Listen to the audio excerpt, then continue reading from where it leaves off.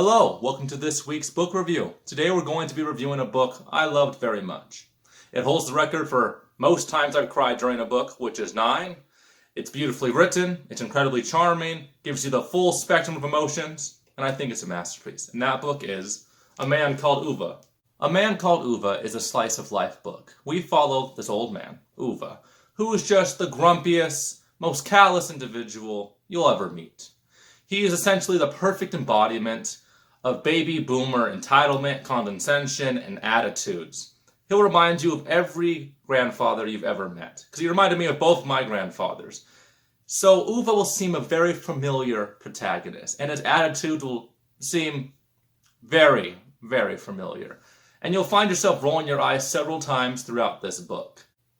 A Man Called Ove is not so much a story about character development as it is about strength of character.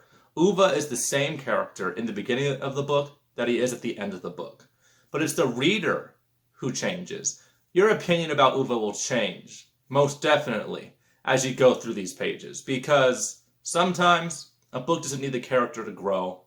We just need the character to grow on the reader. And A Man Called Ove is definitely a book where the character grows on you. And at the end of the book, you will completely understand the point of view and attitudes of this very nuanced character that is Ove. A Man Called Ove has some emotional low points. If you're the type of person that when you watch the Pixar movie Up, you get sad in the beginning, this book is going to be an emotional roller coaster for you.